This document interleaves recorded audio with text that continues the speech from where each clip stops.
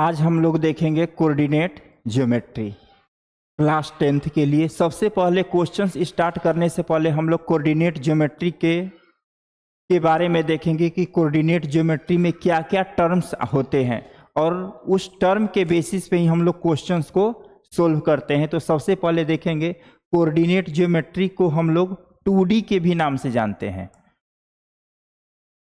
Coordinate geometry को हम लोग 2D भी कहते हैं। 2D का मतलब 2 डायमेंशनल। कोऑर्डिनेट ज्योमेट्री को हम लोग 2 डायमेंशनल के भी नाम से जानते हैं। तो हम लोग आज कोऑर्डिनेट ज्योमेट्री के बारे में स्टडी करेंगे और देखेंगे कि इससे कितने रिलेटेड टर्म होते हैं। सबसे पहले देखेंगे हम लोग, ये हमारा प्लेन है। इस प्लेन में हम एक वर्टिकल लाइन ड्रॉ करते हैं। ये हमारा वर्टिकल लाइन है और ये हमारा हॉरिजॉन्टल लाइन है। हमने इस प्लेन में एक हॉरिजॉन्टल लाइन ड्रॉ किया जिसको हमने एक्स डैश का नाम दिया, और एक वर्टिकल लाइन ड्रॉ किया जिसको हमने वाई डैश का नाम दिया। और ये जो हॉरिजॉन्टल लाइन है और वर्टिकल लाइन है, ये एक दूसरे को ओरिजिन पे इंटरसेक्ट करता है। हॉरिजॉन्टल लाइन और जो वर्टिकल लाइन है एक दूसरे को जिस पॉइंट पे इंटरसेक्ट करता है उसका नाम ओरिजिन होता है। ठीक है। और ये जो हॉरिजॉन्टल लाइन और वर्टिकल लाइन है इस प्लेन को 4 पार्ट में डिवाइड करता है। इच पार्ट को क्वाड्रेंट के नाम से जानते हैं। तो ये हमारा हो गया फर्स्ट क्वाड्रेंट, इसको फर्स्ट क्वाड्रेंट कहते हैं। ये हमारा हो गया सेकेंड क्वाड्रेंट, और ये हो गया हमारा थर्ड क्वाड्रेंट, और ये हो गया हमारा फोर्थ क्वाड्रेंट।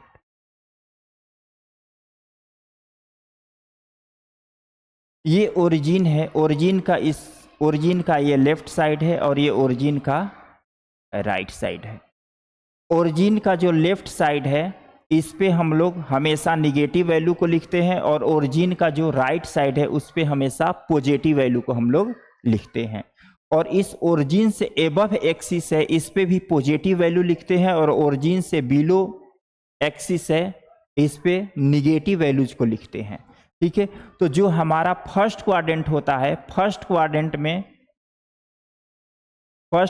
प्लस प्लस होता है। क्यों? क्योंकि ये एक्स एक्सिस और वाई एक्सिस फर्स्ट क्वाड्रेंट में क्या होते हैं? पॉजिटिव होते हैं। इसीलिए फर्स्ट क्वाड्रेंट को प्लस प्लस लिखते हैं। अब सेकेंड क्वाड्रेंट ये हमारा है, यही सेकेंड क्वाड्रेंट है। तो हमको पता है ओरिजिन से लेफ्ट साइड जो होता है उस पर निगेटिव वैल्यू लिखते हैं, और इस ओरिजिन से एबव जो एक्सिस होता है उस पर पॉजिटिव वैल्यू। तो ये हो इस क्वाड्रेंट का साइन होता है माइनस प्लस। और थर्ड क्वाड्रेंट में चलते हैं तो थर्ड क्वाड्रेंट में ये भी माइनस और ये भी माइनस, तो ये हो जाता है माइनस माइनस। और जब फोर्थ क्वाड्रेंट में चलते हैं तो फोर्थ क्वाड्रेंट का साइन होता है प्लस माइनस। इसका मतलब जो फर्स्ट क्वाड्रेंट है वो प्लस प्लस होता है, सेकेंड क्वाड्रेंट माइनस प्लस होता है, और थर्ड क्वाड्रेंट माइनस माइनस होता है, फोर्थ क्वाड्रेंट प्लस माइनस होता है। ठीक है। अब देखो यहां पे जो हॉरिजॉन्टल लाइन है एक्स डैश, इससे रिलेटेड कुछ टर्म को लिखते हैं। यहां पे जो हमारा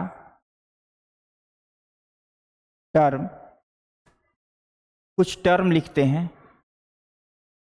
एक्स डैश, इसको कहते हैं एक्स एक्सिस। एक्स डैश को कहते हैं एक्स एक्सिस। वाई डैश को कहते हैं वाई एक्सिस। इसको हॉरिजॉन्टल लाइन भी कहते हैं, हॉरिजॉन्टल लाइन। और वाई डैश, वाई एक्सिस को कहते हैं वर्टिकल लाइन कहते हैं। और ये हॉरिजॉन्टल लाइन और वर्टिकल लाइन एक दूसरे को जिस पॉइंट पे कट करता है उसको ओरिजिन कहते हैं। यानी कि ये हो गया हमारा ओरिजिन। ओ को कहते हैं ओरिजिन। ठीक है। उसके बाद अब हम लोग देखेंगे इसमें इतने सारे टर्म तो समझ गए कि एक्स एक्सिस का मतलब क्या होता है, वाई एक्सिस का मतलब होता है क्या होता है, ओरिजिन को ओ से डिनोट करते हैं। इसके बाद हम लोग कोऑर्डिनेट ज्योमेट्री में सबसे पहले कोऑर्डिनेट का मतलब क्या होता है उसको देखेंगे। Coordinate, first point, coordinate.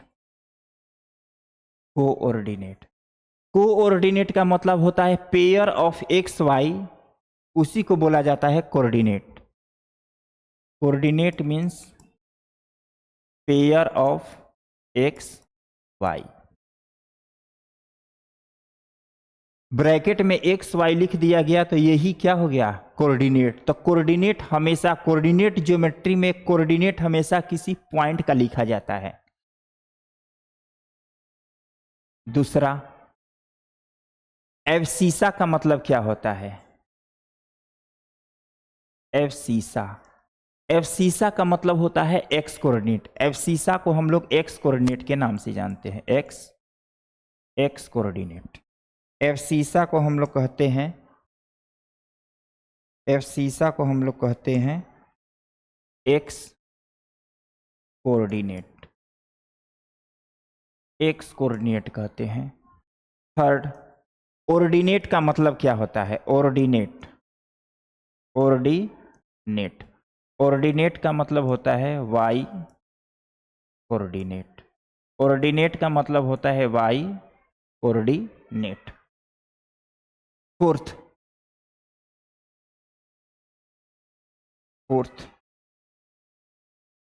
Fourth में हम लोग देखेंगे ओरिजिन का कोऑर्डिनेट क्या होता है, coordinate of origin, coordinate of origin. देखेंगे कि ओरिजिन जो होता है उसका कोऑर्डिनेट क्या होता है, तो इसका कोऑर्डिनेट होता है 0,0। फिफ्थ, अब हम लोग देखेंगे अगर ये एक्स एक्सिस है, ये हमारा क्या है, अगर ये एक्स एक्सिस है तो एक्स एक्सिस पर अगर कोई पॉइंट अगर हम लोग लोकेट करते हैं, इस एक्स एक्सिस पर अगर कोई पॉइंट लोकेट करते हैं तो उस पॉइंट का कोऑर्डिनेट क्या होगा। सपोज दैट मान लेते हैं यही हमारा एक्स एक्सिस है, इस पे कोई पॉइंट हमने पी ले लिया, ये हमारा एक्स एक्सिस है और इस पे हमने एक पॉइंट पी लिया, इस पे पॉइंट पी लिया और इस पॉइंट पी का कोऑर्डिनेट हमने लिया x,0।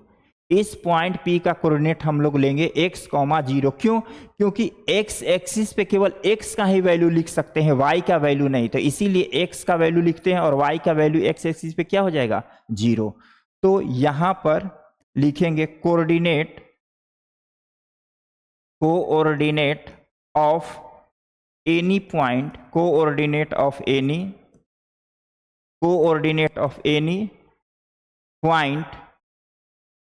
point P on x axis, coordinate of any point P on x axis हो जाएगा हमारा x,0। 6 पॉइंट देखते हैं। ये जितने सारे रिलेटेड टर्म है कोऑर्डिनेट ज्योमेट्री के क्वेश्चन सोल्व करने से पहले जानना जरूरी होता है कि इसका मीनिंग क्या है, ठीक है। अब 6 पॉइंट देखेंगे, coordinate of any point, coordinate of any point Q on the y axis, on the y axis. जैसे ये हमारा y एक्सिस है, यही y एक्सिस है, तो y एक्सिस पर केवल हम लोग y का ही वैल्यू लिख सकते हैं, x का वैल्यू नहीं लिख सकते। तो अगर ये y एक्सिस है, इस पे अगर हम कहीं पॉइंट Q लोकेट करते हैं, अगर इस y एक्सिस पर कोई पॉइंट Q लोकेट करते हैं तो इस पॉइंट Q का कोऑर्डिनेट हो जाएगा, कोऑर्डिनेट का मतलब पहले ही बता दिए कि कोऑर्डिनेट का मतलब होता है x, y।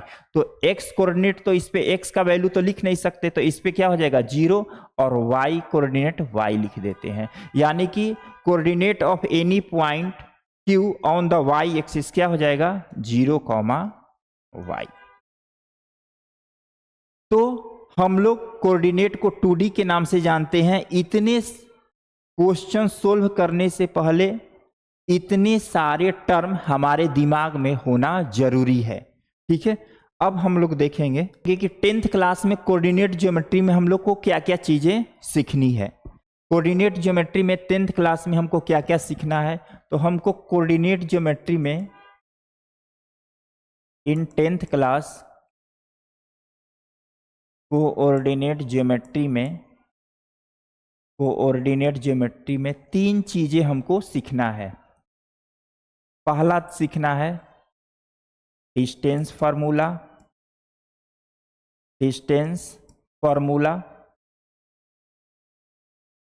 First, second section formula,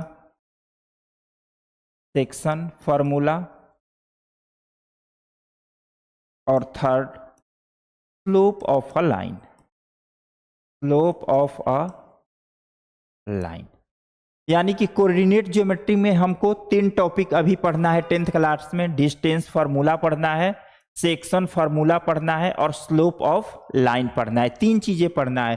तो हम 1 बाय 1 एक एक के बारे में डिस्कस करेंगे कि डिस्टेंस फार्मूला है तो 2 पॉइंट के बीच का डिस्टेंस कैसे फाइंड करेंगे, सेक्शन फार्मूला में किस तरह के फार्मूले होते हैं उसको देखेंगे। उसके बाद स्लोप ऑफ लाइन में ये देखेंगे कि अगर कोई लाइन है और एक्स एक्सिस पे इंक्लाइंड है तो उसका वैल्यूज यानी उस लाइन का स्लोप कैसे फाइंड करेंगे। तो सबसे पहले आज हम लोग देखेंगे डिस्टेंस फार्मूला क्या होता है। सबसे पहले स्टडी करेंगे डिस्टेंस फार्मूला के बारे में। पहला हम लोग देखेंगे डिस्टेंस फार्मूला। डिस्टेंस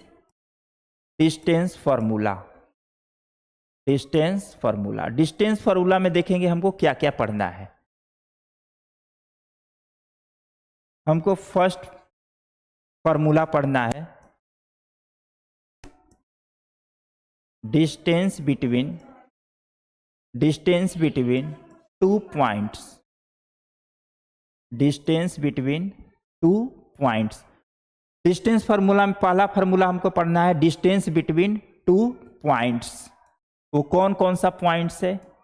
एक तो पॉइंट से A जिसके कोऑर्डिनेट है x1, y1 और दूसरा पॉइंट है B जिसका कोऑर्डिनेट है x2, y2।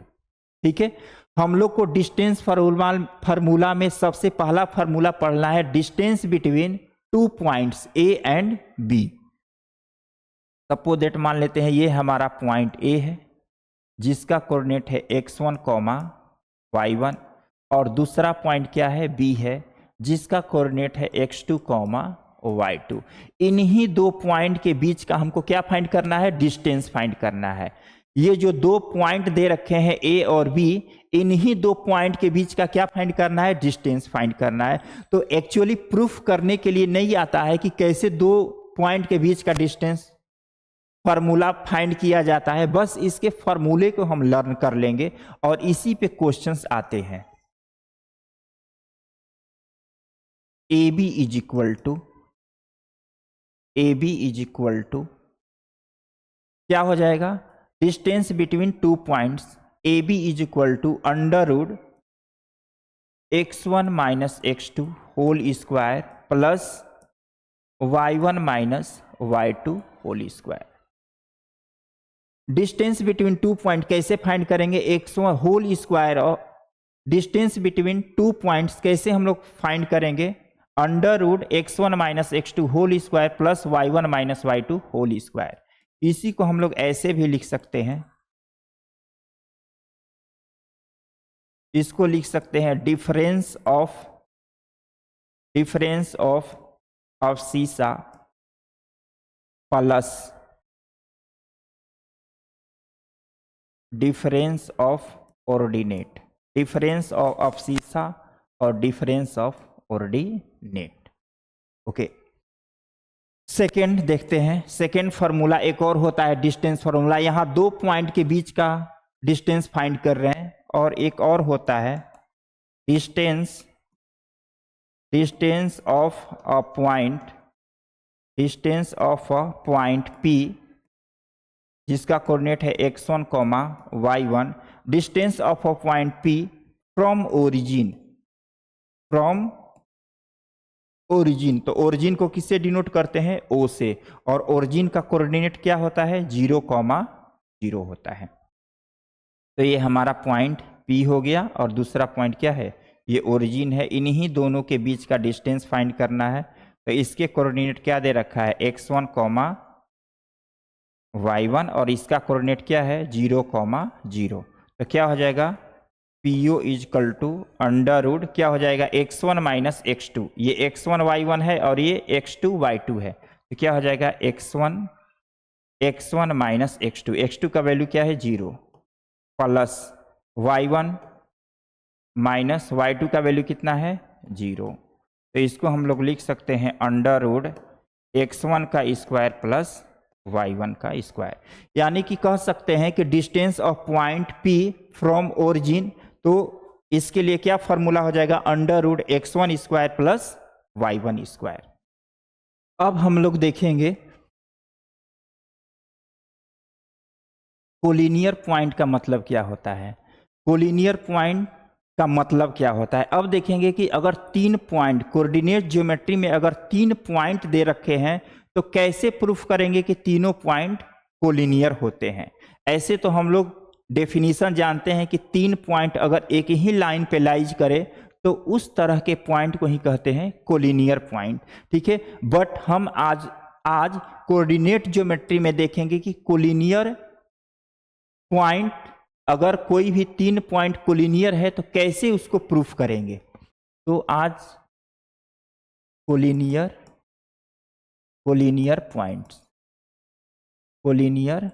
पॉइंट डेफिनेशन हम लोग को पता है कि 3 पॉइंट अगर एक ही लाइन पे लाइज करे तो उसी को कोलिनियर कहते हैं। बट कोऑर्डिनेट ज्योमेट्री के अनुसार कैसे प्रूफ करेंगे कि 3 पॉइंट कोलिनियर है या नहीं है।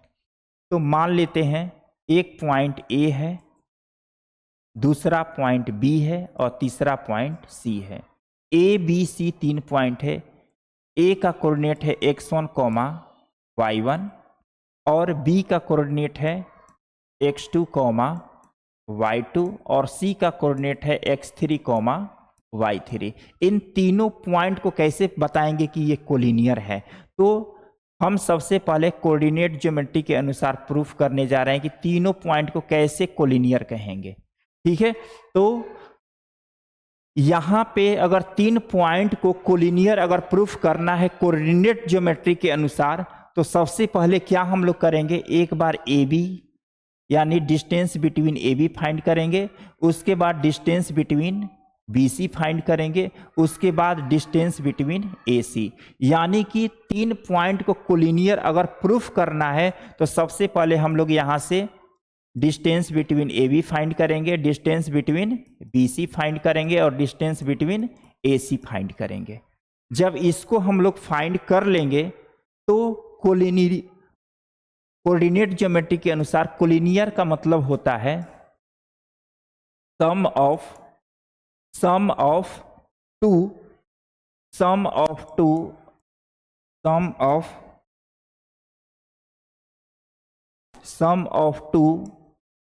line segment, sum of 2 line segment is equal to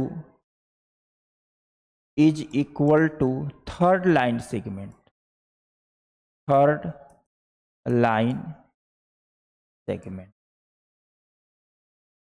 कह रहा है कि अगर 3 पॉइंट दे रखा है और उसको प्रूफ करना है कि ये कोलिनियर है कि नहीं, तो उसके लिए डिफिनीशन है कोऑर्डिनेट ज्योमेट्री में कि 2 लाइन सेगमेंट का अगर सम करते हैं वो, और 2 लाइन सेगमेंट का यहां पे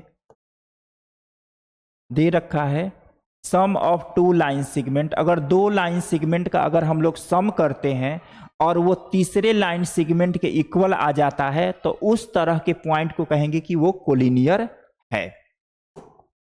देखते हैं, तो यहां पे कुछ वैल्यूज नहीं दे रखा है, तो यहां पे 3 तरह की पॉसिबिलिटी हम बना सकते हैं। या तो ये हो सकता है पहला कि AB प्लस BC को ऐड करेंगे तो क्या हो सकता है? AC हो सकता है। दूसरा, अगर यहां पर लिखें AB प्लस AC तो क्या हो सकता है? BC हो सकता है।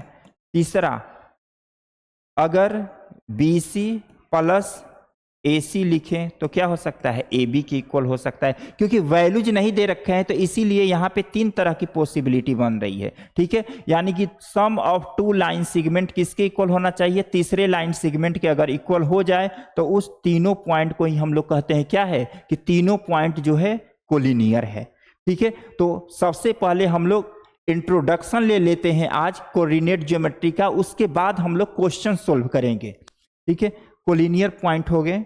अब हम इसके बाद देखेंगे कि अगर रेक्टेंगुलर दे रखा है और उस रेक्टेंगुलर के 4 कोऑर्डिनेट 4 कोऑर्डिनेट दे रखे हों, स्क्वायर के 4 कोऑर्डिनेट दे रखे हों, रोम्बस के 4 कोऑर्डिनेट दे रखे हों और पैरेललोग्राम के 4 कोऑर्डिनेट दे रखे हों, तो कैसे हम लोग पता करेंगे, कैसे आइडेंटिफाई करेंगे कि ये चारों जो पॉइंट के कोऑर्डिनेट दे रखे हैं, 4 पॉइंट्स के कोऑर्डिनेट दे रखे हैं, वो या तो रोम्बस के कोऑर्डिनेट होंगे या रेक्टेंगुलर के होंगे या पैरेललोग्राम के होंगे या स्क्वायर के होंगे। ठीक है, तो 1 बाय 1 हम लोग आज देखते हैं।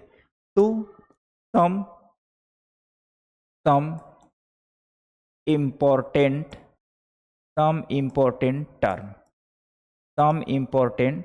टर्म। पहला रेक्टेंगल के बारे में देखते हैं। रेक्टेंगल पहला हम लोग देखेंगे रेक्टेंगल।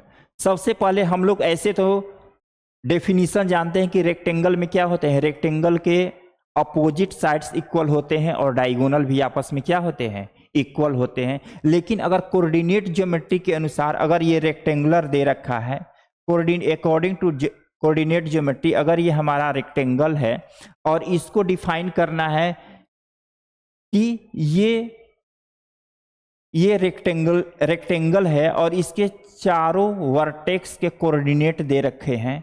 मान लेते हैं ये A है, ये B है, ये C है और ये D है। तो कैसे डिफाइन कर पाएंगे कि ये जो चारों वर्टेक्स के कोऑर्डिनेट हैं रेक्टेंगल के ही कोऑर्डिनेट होंगे?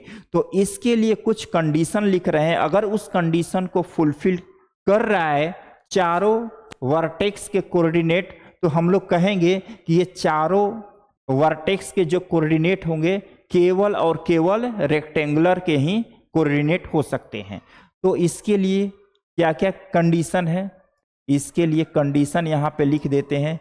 ये जब हम लोग क्वेश्चन सोल्व करेंगे, जब हम लोग क्वेश्चन सोल्व करेंगे तो उसमें इस कंडीशन का बहुत इंपॉर्टेंस होगा। अगर कंडीशन याद रहेगा तभी हम बता पाएंगे कि ये जो चारों कोऑर्डिनेट दे रखे हैं रेक्टेंगुलर के हैं या स्क्वायर के हैं, रोम्बस के हैं या पैरेललोग्राम के हैं। ठीक है, कंडीशन पहला लिखते हैं। पहला हमको ये पता है कि इसमें अपोजिट साइड्स क्या होते हैं, इक्वल, यानी AD जो है किसके इक्वल होना चाहिए, BC के। AD इज इक्वल टू क्या होना चाहिए, BC। AD is equal to क्या होना चाहिए, BC। तो यहाँ पे इसका तो AD का वैल्यू, अब बात ये रहा कि AD का वैल्यू कैसे फाइंड करेंगे। तो यहाँ पे A का कोऑर्डिनेट दिया रहेगा और यहाँ पे D का कोऑर्डिनेट दिया रहेगा। तो डिस्टेंस फार्मूला अप्लाई करके AD का वैल्यू फाइंड कर सकते हैं। उसी तरह से यहाँ पर B का कोऑर्डिनेट दिया रहेगा और यहाँ पे C का कोऑर्डिनेट दिया रहेगा। तो जब B और C का कोऑर्डिनेट दिया रहेगा तो BC का वैल्यू डिस्टेंस फार्मूला अप्लाई करके फाइंड कर लेंगे। उसके बाद हमको ये भी पता है कि AB किसके इक्वल होगा, CD के। तो कंडीशन पहला हुआ, यानी अपोजिट साइड इक्वल होना चाहिए AD और BC।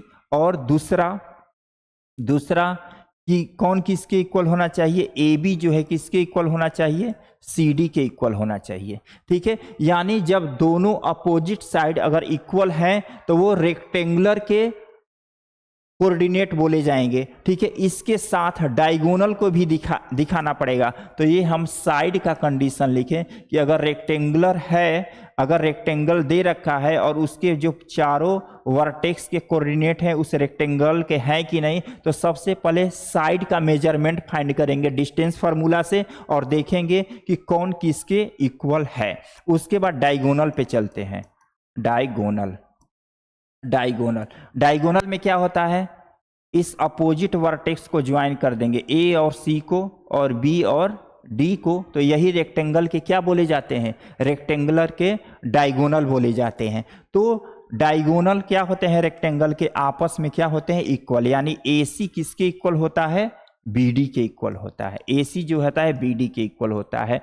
इट मीन्स कहने का मतलब ये हुआ कि जितने सारे यहाँ पे प्रॉपर्टी लिखे हैं और क्वेश्चंस में क्वाड्रिलेटरल दिया रहेगा और उस क्वाड्रिलेटरल के चारों वर्टेक्स के कोऑर्डिनेट दिए रहेंगे और बोलेगा कि बताओ ये चारों कोऑर्डिनेट जो हैं रेक्टेंगुलर के होंगे, स्क्वायर के होंगे, रोम्बस के होंगे या पैरेललोग्राम के होंगे, तो उस कंडीशन को फुलफिल करने के लिए ये हमको याद होना जरूरी है। जब क्वेश्चन सोल्व करेंगे तो और क्लियरिटी आएगा, बट ये जो कंडीशन लिखे हैं ये हमको या आपको याद होना जरूरी है। दूसरा चलते हैं रेक्टेंगुलर, सेकेंड देखते हैं स्क्वायर, दूसरा देखते हैं स्क्वायर।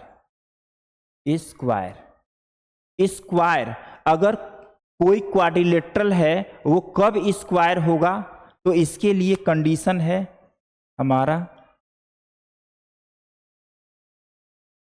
ABC और D। ABCD एक क्वाड्रिलेटरल है तो इसको स्क्वायर कब बोलेंगे, अकॉर्डिंग टू कोऑर्डिनेट ज्योमेट्री इस क्वाड्रिलेटरल को स्क्वायर कब बोलेंगे, तो इसके लिए कंडीशन है। क्या क्या कंडीशन है, पहला कंडीशन लिखते हैं, पहला हर एक में पैरेललोग्राम, रेक्टेंगुलर, स्क्वायर जितने सारे हैं इसमें साइड और डायगोनल इतना हमको पता रहेगा, तभी हम बता पाएंगे कि दिया गया क्वाड्रिलेटरल रेक्टेंगल है या स्क्वायर है, रोम्बस है और पैरेललोग्राम है। ठीक है, तो पहला लिखते हैं साइड के बारे में, पहला हम लिखते हैं साइड के बारे में, साइड कंडीशन, साइड लिखते हैं। साइड हमको ये पता है कि इसमें अगर स्क्वायर होगा तो ऑल साइड्स आपस में क्या होंगे, इक्वल होंगे। यानी कि AB इज इक्वल टू क्या होगा, BC is equal to CD is equal to क्या होगा, DA होगा। AB is equal to BC is equal to CD is equal to DA। उसके बाद साइड के साथ साथ दूसरा क्या फाइंड करेंगे, डायगोनल भी फाइंड करेंगे, इसका डायगोनल। तो डायगोनल भी क्या, ये अपोजिट वर्टेक्स को ज्वाइन कर देंगे, इसको भी ज्वाइन कर देंगे B को D से। अगर ये दोनों आपस में इक्वल है, AC इज इक्वल टू क्या चीज, BD, तो यही स्क्वायर के क्या बोले जाने लगेंगे, डायगोनल बोले जाने लगेंगे। ठीक है, अब चलते हैं नेक्स्ट, स्क्वायर के बाद चलते हैं पैरेललोग्राम पे, पैरेललोग्राम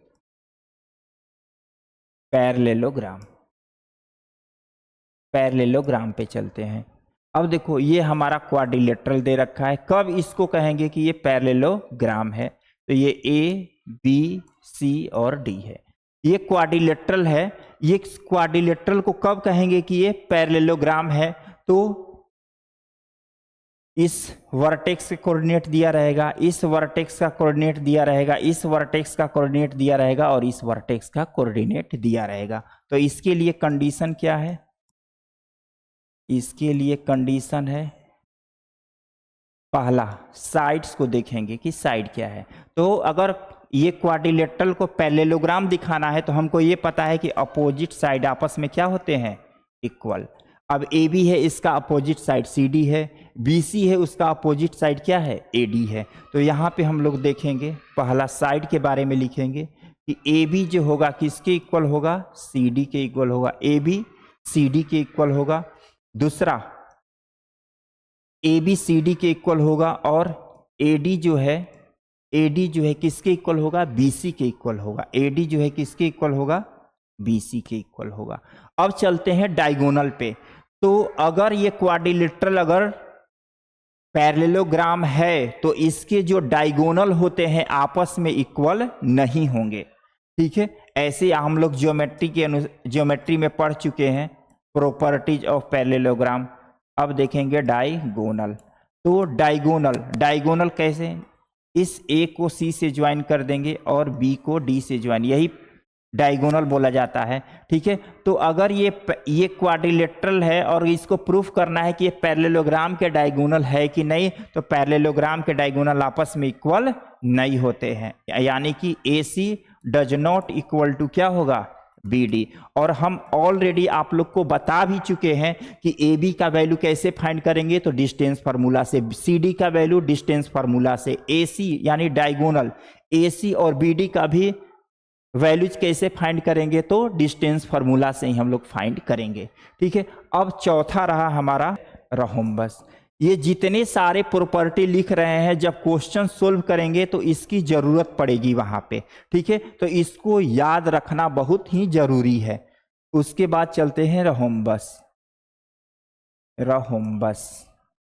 रोम्बस अगर मान लेते हैं ये क्वाड्रिलेटरल है, कैसे इसको हम लोग आइडेंटिफाई करेंगे कि ये क्वाड्रिलेटरल होगा, तो A B C और D, ABCD मान लेते हैं ये क्वाड्रिलेटरल है, तो रोम्बस प्रूफ करना है कि ये क्वाड्रिलेटरल रोम्बस होगा, तो इसके भी कोऑर्डिनेट दिए रहेंगे, इसके भी कोऑर्डिनेट दिए रहेंगे, इसके भी कोऑर्डिनेट और इसके भी कोऑर्डिनेट। तो सबसे पहले प्रॉपर्टी पे चलते हैं कि रोम्बस होने के लिए क्या क्या प्रॉपर्टी होता है। तो यहाँ पे कंडीशन लिखते हैं। सबसे पहले सेम जितना लिखे आए, साइड डायगोनल, रेक्टेंगल में भी साइड डायगोनल, स्क्वायर में भी साइड डायगोनल, पैरेललोग्राम में भी साइड और डायगोनल, इसमें भी साइड और डायगोनल। तो पहला लिखेंगे साइड, पहला हो गया साइड। हमको ये पता है कि अगर इस क्वाड्रिलेटरल को रोम्बस दिखाना है तो इसके चारों साइड्स आपस में इक्वल होंगे, बट कोऑर्डिनेट ज्योमेट्री के अकॉर्डिंग दिखाना है कि ये क्वाड्रिलेटरल रोम्बस है कि नहीं, तो इन चारों वर्टेक्स का कोऑर्डिनेट दिया रहेगा। ठीक है, तो हमको ये पता है कि जो रोम्बस होते हैं उसके चारों साइड्स आपस में इक्वल होते हैं। ठीक है, तो साइड्स के बारे में अगर देखेंगे तो क्या होगा, AB is equal to BC is equal to CD is equal to क्या होगा, DA होगा। AB is equal to BC is equal to CD is equal to DA। अब देखो डायगोनल पे चलते हैं, डायगोनल क्या होगा, डायगोनल। अब चलते हैं डायगोनल पे, तो A को C से ज्वाइन करेंगे, यानी अपोजिट वर्टेक्स को ज्वाइन किए करेंगे तो वो डायगोनल होगा। तो इसके जो डायगोनल होते हैं आपस में इक्वल नहीं होते हैं, यानी कि AC does not equal to क्या हो जाएगा, BD, यानी AC does not equal to BT। तो अभी तक हम लोगों ने 4 प्रॉपर्टी देखा।